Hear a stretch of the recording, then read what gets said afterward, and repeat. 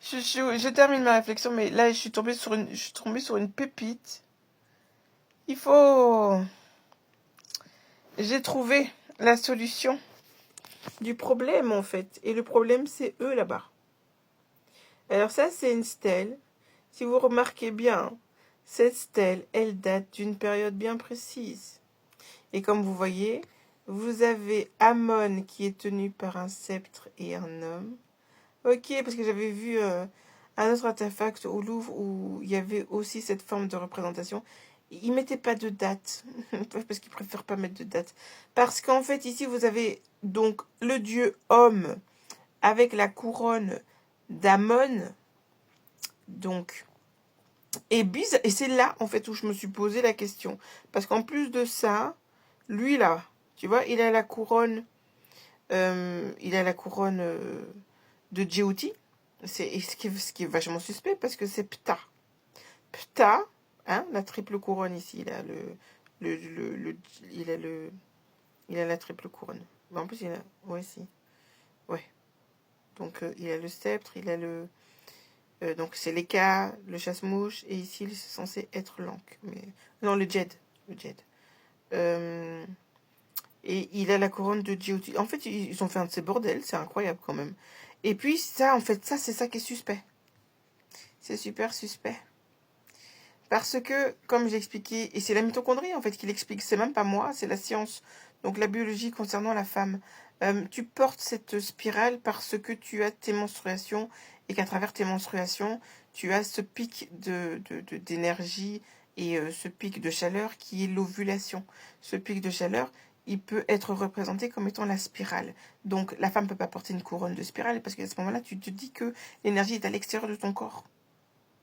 Elle n'est pas à l'extérieur de ton corps. C'est les hommes qui ont ça à l'extérieur. J'ai dit, ils ont ça dans le calbut. Tu vois, c'était dit de manière humoristique, mais en fait, c'est scientifiquement juste. Donc la femme ne peut pas porter cette couronne. C'est pour ça que, surtout les artefacts, ce sont les hommes qui portent cette couronne. Et c'est logique. Et à mon avis, c'était parce que ces gens n'avaient pas compris ce que cette couronne symbolisait. Et là, comme par hasard, c'est lui qui porte cette couronne-là. Et maman. Et bizarrement, c'est le premier artefact que je vois au niveau de la chronologie. Et de quelle période ça date? En fait, ce sont les hellénistes. On voit ici. Oui. Ce sont les hellénistes. Ce sont les... Ouais, parce qu'après, on va dire que je raconte des bêtises. Regarde bien. Ah, purée. Je peux pas...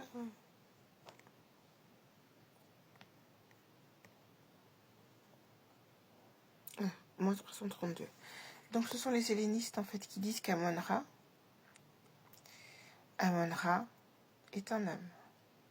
Avant cette période, toutes les représentations d'Amon-Ra sont représentées par des femmes, comme je viens de vous le montrer, avec Isis Hathor. Amon-Ra, c'est Isis Hathor. Ça a toujours été représenté soit par une femme, soit par une vache. La vache, c'est Hathor. Et si c'est Hapi, à chaque fois que vous voyez Hapi, il y a toujours une espèce... Il faut voir sur les fresques concernant la carte du ciel, mais logiquement, à chaque fois qu'il y a Hapi, il y a la fleur de lotus à côté. Tu vois? Genre, tu peux pas être un homme et avoir le pouvoir tout seul. Si tu as le pouvoir, c'est parce qu'il y a une femme qui est quelque part. Voilà. C'est pas moi qui fais la loi. Ici, là, je vais parler donc du truc concernant Éléphantine, parce que du coup, ça joint concernant la réflexion sur le fait qu'Amon appartenait plus au patrimoine féminin, et finalement, la biologie le confirme avec le fait que, en fait, il y a ce serpent donc rouge, enfin le disque rouge avec le serpent jaune qui va symboliser l'ovulation, et puis après, vous avez l'autre serpent qui va symboliser, en fait, l'énergie cam, parce que la mitochondrie noire, apparemment, en fait, parce qu'il y a de la guanine. La guanine, et dans la guanine, la molécule de la guanine, c'est du carbone. Donc il y a du carbone, donc c'est le serpent cam là, tu vois là-bas. Bon, je vais pas revenir là-dessus parce que sinon je vais me répéter. C'est pas l'objectif. J'essaie justement de prendre des notes pour pas répéter la même chose. Parce que comme ça j'évite de m'étaler. Parce que je raconte, je parle longtemps. Et en fait, regarde. C'est comme cette représentation là que j'ai fait là. Tu vois? Quand tu représentes un cycle.